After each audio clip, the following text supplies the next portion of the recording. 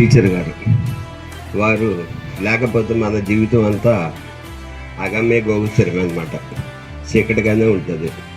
మనకు చదువు లేకపోతే ఎక్కడికి వెళ్ళలేం, ఈ ప్రపంచంలో ఎక్కడ బతకలేం. అందువల్ల ముందు భగవంతుడు ఎక్కడ ఉన్నాడో తెలియదు. ముందు మన విద్య నేర్పిన గురువు గారే ప్రథమంగా దేవుడు, ఆ తర్వాత తల్లిదండ్రి, ఆ తర్వాత మనం అనుకుంటున్న భగవంతుడు.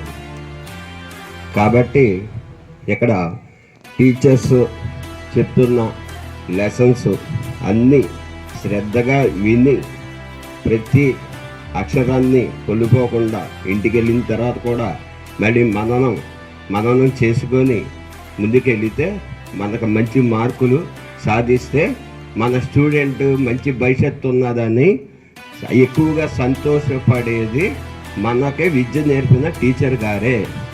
ఆ తర్వాతే మన పేరెంట్స్.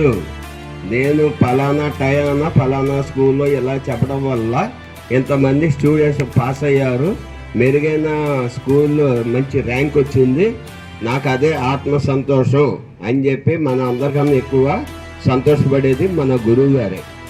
ముందుగా గురు పౌర్ణమి సందర్భంగా మన గురువు గారు అయినటువంటి, మన అందరికీ గురువు గారు అయినటువంటి ఈ స్కూలు ప్రధాన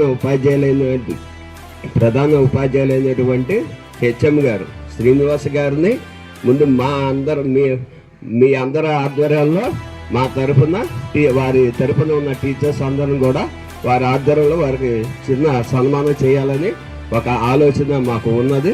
మీ అందరి మధ్య చేస్తాం. ఈ అవకాశం ఇచ్చినటువంటి పెద్దలందరికీ కూడా మా హృదయపూర్వక ధన్యవాదాలు. ఇప్పుడు చేసిన మేలుని ఎవరు మరవకూడదు.